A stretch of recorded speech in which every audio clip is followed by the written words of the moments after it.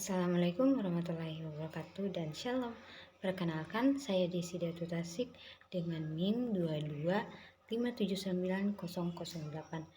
Pada video kali ini saya akan mengerjakan tugas ketiga dari manajemen logistik dan transportasi. Baik, langsung saja kita akan masuk ke dalam materinya dengan judul Teknik Forecasting terkini untuk optimalisasi rantai pasok dan transportasi. Teknik forecasting terkini untuk optimalisasi rantai pasok dan transportasi melibatkan beberapa metode dan alat yang kompleks untuk membantu perusahaan dalam memperkirakan permintaan, pengadaan, distribusi, dan manajemen persediaan dengan lebih efisien. Berikut adalah beberapa teknik yang digunakan. Yang pertama yaitu Big Data Analytics. Teknik ini melibatkan pengumpulan, pemrosesan, dan analisis data dalam skala besar untuk mendapatkan wawasan yang mendalam tentang tren dan pola rantai pasok dan transportasi. Dengan menganalisis data historis serta data real-time seperti data pelanggan, data inventaris, dan data pengiriman, perusahaan dapat mengidentifikasi pola permintaan yang berubah dan membuat prediksi yang lebih akurat. Poin yang kedua yaitu Artificial Intelligence atau biasa disingkat AI. AI digunakan dalam rantai pasok dan transportasi untuk membuat prediksi yang lebih cerdas berdasarkan analisis data yang kompleks.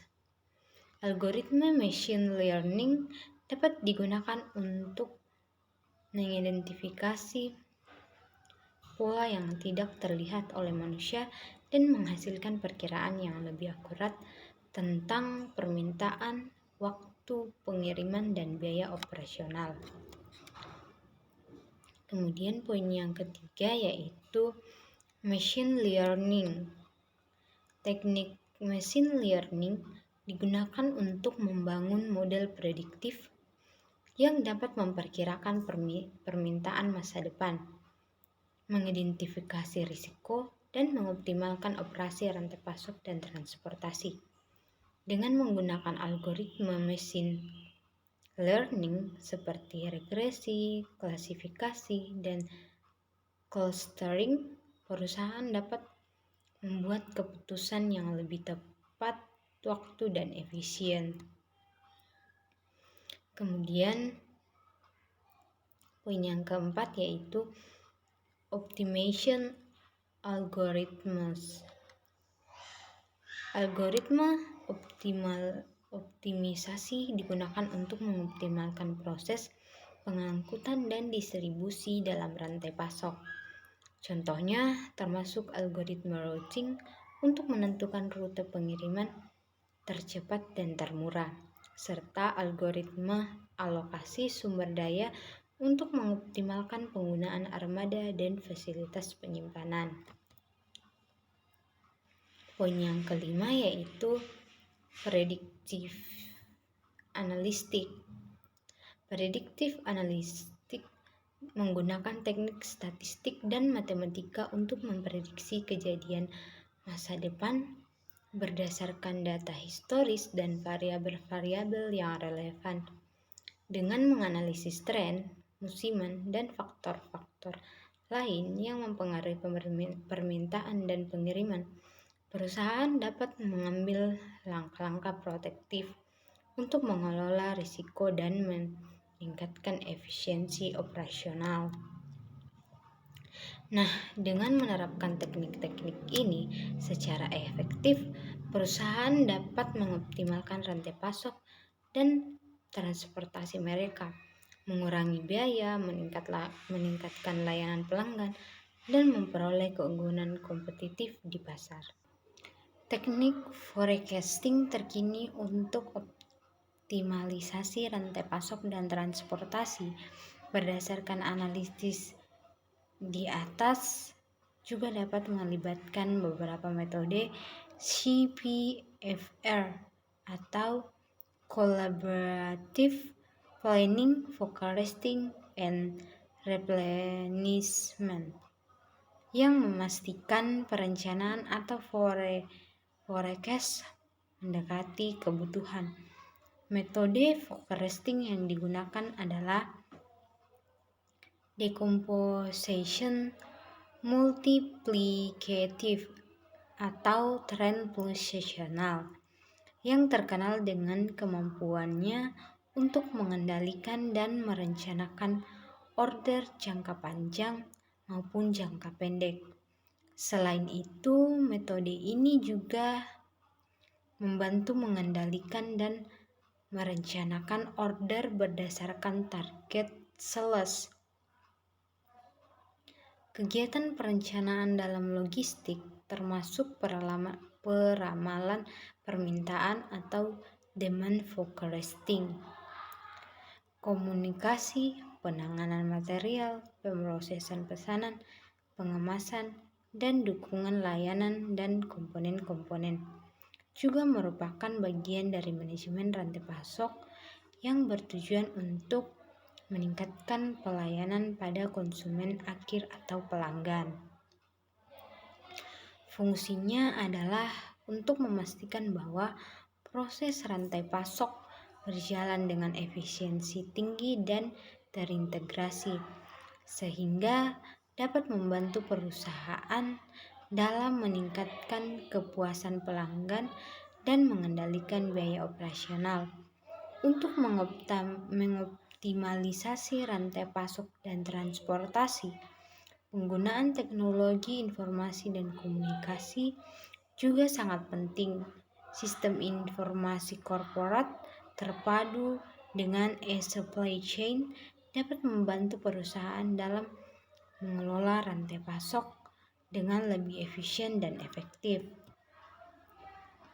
Perusahaan juga dapat menggunakan jaringan ATM bersama untuk mempermudah proses pembayaran dan mengurangi biaya investasi, serta menggunakan jaringan telekomunikasi dan internet untuk mengatur komunikasi dan informasi antara pihak-pihak dalam rantai pasok.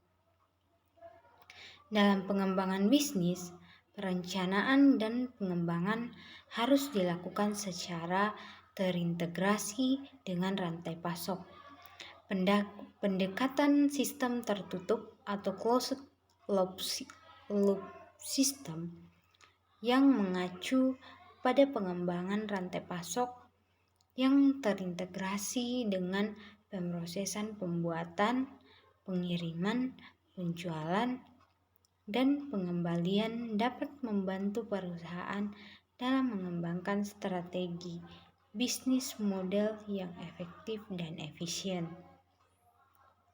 Selain itu, penggunaan teknologi dan sistem informasi dalam manajemen rantai pasok juga dapat membantu perusahaan dan mengelola waktu biaya yang dibutuhkan untuk menyediakan barang dan layanan kepada pelanggan. Menggunakan teknologi informasi dan komunikasi, perusahaan dapat membantu mempermudah pengendalian dan pengiriman sehingga dapat meningkatkan efisiensi rantai pasok dan meningkatkan kemampuan pelanggan. Forecasting real-time menggunakan teknologi real-time untuk memperbarui perkiraan permintaan dan ketersediaan barang secara terus-menerus sehingga memungkinkan respon cepat terhadap perubahan kondisi pasar. Forecasting dengan analisis sentimen menganalisis sentimen pelanggan dari data sosial media atau ulasan online untuk mendapatkan wawasan tentang preferensi pelanggan dan memperbaiki prediksi permintaan. Poinnya selanjutnya yaitu optimasi rute dan pengiriman. Menggunakan algoritma optimasi untuk menentukan rute pengiriman yang paling efisien berdasarkan kondisi jalan, lalu lintas, dan permintaan pelanggan. Nah, dengan menggunakan beberapa poin yang kita bahas dari atas tadi, ini dengan menggabungkan beberapa teknik ini, perusahaan dapat meningkatkan akurasi ramalan permintaan, mengoptimalkan rantai pasok, dan mengurangi biaya transportasi. Mungkin itu saja presentasi video saya kali ini. Kurang dan lebihnya mohon dimaafkan. Assalamualaikum warahmatullahi wabarakatuh. Shalom.